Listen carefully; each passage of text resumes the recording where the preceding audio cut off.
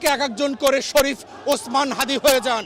বাংলাদেশের কোটি কোটি ওসমান হাদিকে কেউ হত্যা করতে পারবে না। ওসমান হাদির যে ভাই আছে ওমর, তার সাথে কথা বলেছি।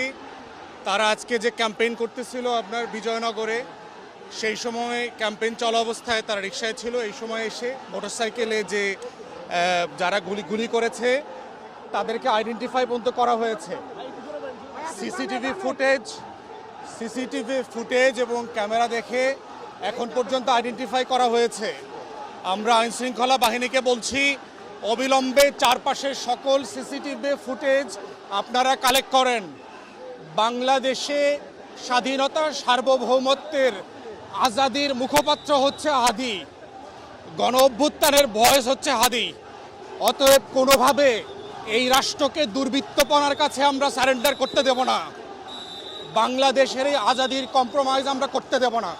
অন্তর্বর্তীকালীন সরকারকে বলছি, নির্বাচন কমিশনকে বলছি যে প্রশাসনের উপরে, আইনশৃঙ্খলা বাহিনীর উপরে যেই খুবই অল্প নিয়ন্ত্রণ এবং কর্তৃত্ব আপনাদের দেখতে পাচ্ছি, এই অবস্থায় কোনো ভালো নির্বাচন আপনারা করতে পারবেন না।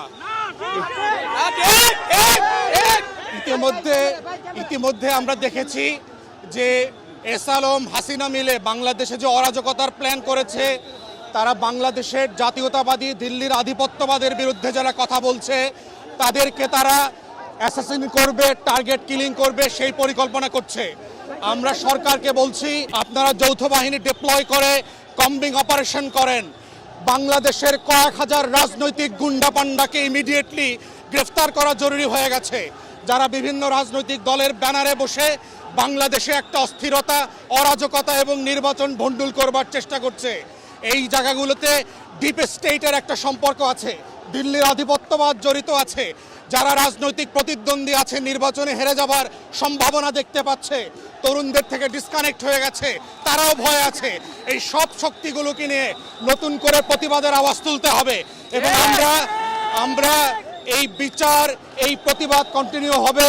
আমি সরকারের বিভিন্ন মহলে ইতিমধ্যে কথা বলেছি, যদি প্রয়োজন হয় এয়ারলিফট করে তাকে সিএমএইচে নেওয়া দরকার, যদি প্রয়োজন হয় দেশের বাইরে চিকিৎসার জন্য নেওয়া দরকার। যারা সাক্ষী আছেন, যারা ঘটনা দেখেছেন, তারা ইতিমধ্যে নিরাপত্তাহীনতায় ভুগছেন, তাদের নিরাপত্তার ব্যবস্থা করতে হবে। আইন শৃঙ্খলা বাহিনীকে আমরা বলছি, আপনারা ভিজিল্যান্ট থাকেন।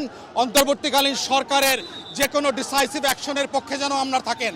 আমরা দেশবাসীর কাছে দোয়া চাই, সবার জন্য দোয়া চাই, আমাদের সবার জন্য দোয়া চাই যেন আল্লাহ তাআলা এই জাতিকে হেফাজত করে, দেশপ্রেমিক জনগণ এবং যারা জাতীয় নেতা আছেন তাদেরকে হেফাজত করেন।